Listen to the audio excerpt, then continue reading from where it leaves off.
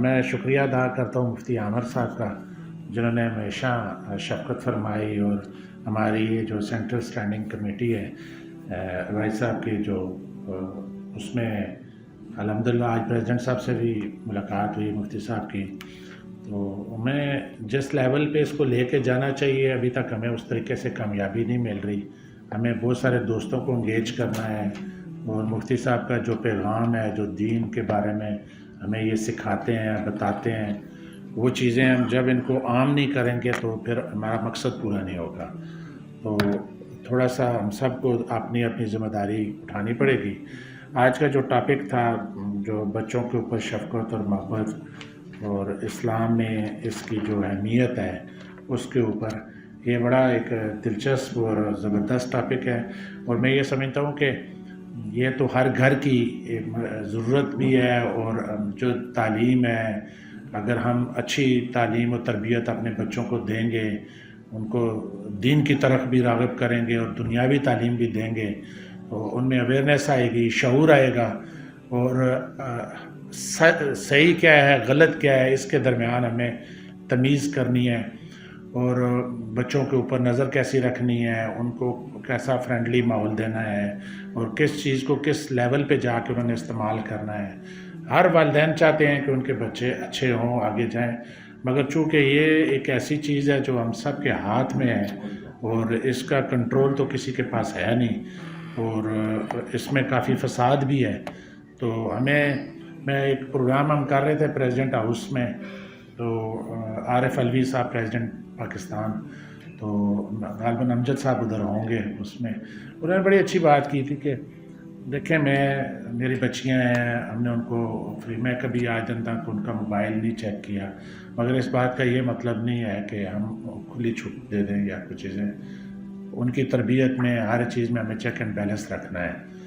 تو الحمدللہ جو فیڈریشن کے پلیٹ فارم سے یہ میسج جا رہا ہے، اور اللہ پاک، اگر ہم کہتے ہیں نا کہ کوئی ایک گھر بھی ٹھیک ہوتا ہے تو اس کی بھی کنٹریبیوشن ہے انشاءاللہ. تو الحمدللہ یہ تو کافی بڑا پلیٹ فارم ہے.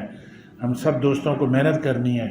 اب ایک تو سارے دوست کمیٹی ممبر آئے ہیں، اپنے ساتھ ایک دو بندوں کو بھی انگیج کریں ہر دفعہ، تو جتنا پیغام عام ہو سکے اس کے اوپر ہمیں کام کرنا چاہیے. بولے اللہ کا فضل ہے، یہاں 100-150 بندہ آرام سے بیٹھ سکتا ہے. آگے بیٹھ جائیں، پیچھے بیٹھ جائیں، کوئی نہیں، ہم پیچھے بیٹھ جائیں گے، دوستوں کو آگے بٹھائیں گے. مقصد آن لائن بھی جوائن کر سکتے ہیں، ہم زوم آئی ڈی بنا دیا کریں گے. کوئی کویشچن آنسر ہو، وہ گھنٹے کے سیشن میں کافی اچھا ہوتا ہے.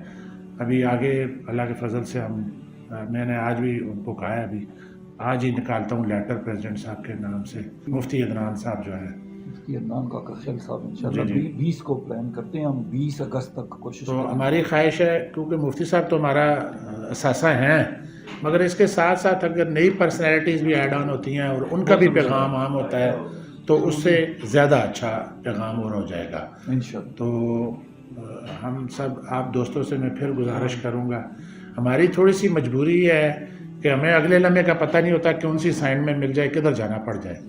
تو آپ کے پاس یہ پلیٹ فارم ہے، جو پرسنالٹی بلانی ہے وہ تو حاضر ہیں، ٹائم بھی دیں گے.